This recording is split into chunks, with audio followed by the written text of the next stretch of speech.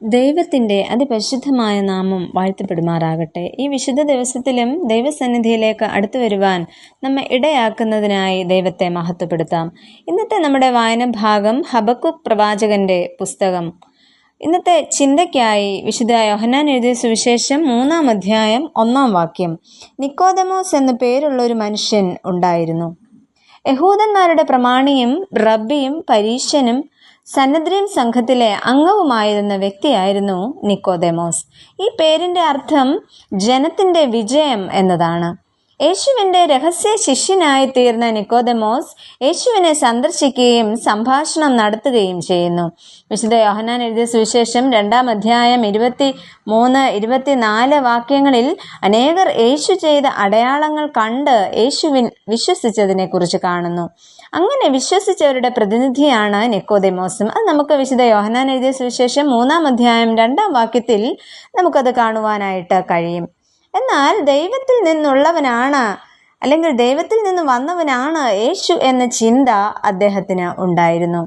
നിക്കോദെമോസ് ഒരു പരീശനായിരുന്നതിനാൽ തന്നെ മറ്റുള്ളവരിൽ നിന്ന് വേർപെട്ട് ജീവിക്കുന്നവനും ന്യായപ്രമാണം വ്യാഖ്യാനിക്കുന്നവനും മതതീക്ഷ്ണതയുമുള്ള വ്യക്തിയായിരുന്നു. ഈ പ്രഭാതത്തിൽ നമുക്ക് നിക്കോദെമോസിനെ കുറിച്ച് അല്പമായി ചിന്തിക്കാം. ഒന്നാമതായിട്ട്, രാത്രിയിൽ തിരുവചന പഠനത്തിനായി സമയം വേർതിരിക്കുന്ന നിക്കോദെമോസ്.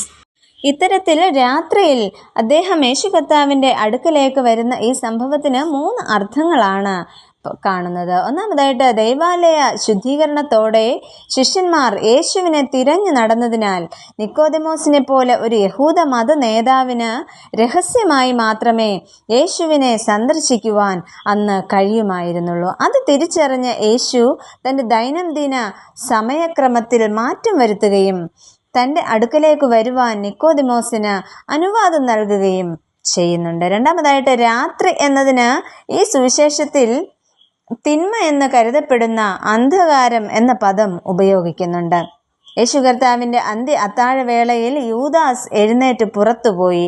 അപ്പോൾ രാത്രിയായിരുന്നു എന്ന് വിശുദ്ധ യോഹന്നാൻ എഴുതിയ സുവിശേഷം 13-ാം അധ്യായത്തിൻ്റെ 30-ാം വാക്യത്തിൽ പറയുന്നു. അതിനാൽ പ്രകാശത്തിൻ്റെ മേഖലയിൽ നിന്ന് സാത്താൻ്റെ അന്ധകാരത്തിലേക്ക് യൂദാസ് ചുവടുകൾ വച്ചു എന്നാണ് നമുക്ക് കാണുവാൻ കഴിയുന്നത്. എന്നാൽ നിക്കോദെമോസ് ആ അന്ധകാരം നിറഞ്ഞ ഇടത്തു നിന്നും പ്രകാശത്തിലേക്ക് ഇവിടെ കടന്നു വരുന്നു എന്നാണ് പറയുന്നത്. മൂന്നാമതായിട്ട്, യഹൂദ മത നേതൃത്വം ന്യായപ്രമാണ പഠനത്തിനും ചർച്ചയ്ക്കുമായി രാത്രി സമയങ്ങൾ മാറ്റി വെച്ചിരുന്നു. അതിനാലാകാം വേദപണ്ഡിതനായ നിക്കോദെമോസും വേദത്താളുകളുടെ നാഥൻ്റെ അരികിൽ രാത്രിയിലെത്തി തിരുവചനത്തിൻ്റെ ആഴങ്ങളിലേക്ക് ഇറങ്ങുവാൻ ആഗ്രഹിക്കുന്നത്.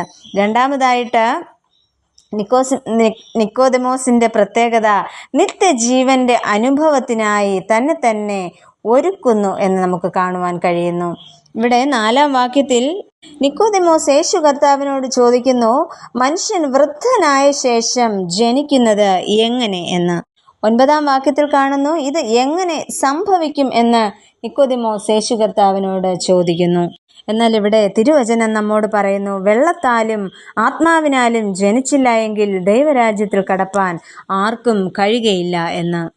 പ്രിയമുള്ളവരെ, വിശുദ്ധ മാമോദീസ അഥവാ സ്നാപനം എന്ന കൂദാശയിൽ വീണ്ടും ജനനത്താലുള്ള പുത്രത്വത്തിൻ്റെ ലക്ഷ്യമായിട്ടാണ് ഓരോ ദൈവ പൈതലിനും തൃത്വനാമത്തിൽ വിശുദ്ധ തൈലം കൊണ്ട് മുദ്രയിടപ്പെടുന്നത്.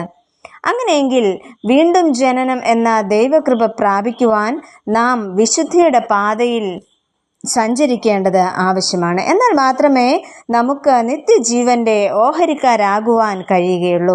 ഇവിടെ ഈ ആത്മീക സത്യങ്ങൾ മനസ്സിലാക്കി കഴിയുന്ന നിക്കോദെമോസ് വിശുദ്ധ യോഹന്നാൻ എഴുതിയ സുവിശേഷം 7-ാം അധ്യായത്തിൻ്റെ 50 മുതലുള്ള വാക്യങ്ങളിൽ യേശുവിനു വേണ്ടി വാദിക്കുന്നതായിട്ട് കാണുന്നു. തുടർന്ന് ക്രിസ്തുവിനെ കുറിച്ചുള്ള വ്യക്തമായ ലക്ഷ്യത്തോടെ ജീവിക്കുന്ന വ്യക്തിയായി നമുക്ക് നിക്കോദെമോസിനെ കരുതാം. തുടർന്ന് നാം നിക്കോദെമോസിനെ കാണുന്നത് വിശുദ്ധ യോഹന്നാൻ എഴുതിയ സുവിശേഷം 19-ാം അധ്യായത്തിൻ്റെ 39-ാം വാക്യത്തിലാണ്. യേശുവിൻ്റെ ശരീരം അടക്കം ചെയ്യുന്ന ശുശ്രൂഷയിലുടനീളം വിശ്വാസത്തോടും പ്രത്യാശയോടും നേതൃത്വം നൽകുന്ന ഒരു നിക്കോദെമോസിനെ നമുക്കവിടെ കാണാം. നിക്കോദെമോസിനെ പോലെ തിരുവചന വായനയിലും പഠനത്തിലും ഉറ്റിരിപ്പാനും നിത്യജീവൻ്റെ അനുഭവത്തിനായി നമ്മെ തന്നെ ഒരുക്കുന്നതിനുമായിട്ട് നമുക്ക് നമ്മെ ദൈവകരങ്ങളിലേക്ക് സമർപ്പിക്കാം. അതിന് ദൈവം നമ്മെ ഏവരെയും ശക്തീകരിക്കട്ടെ. പ്രിയ കർത്താവെ, നിത്യജീവൻ്റെ അനുഭവത്തിനായി ഒരുങ്ങുവാൻ ഞങ്ങളെയും അവിടുന്ന് സഹായിക്കണമേ. ആമേൻ.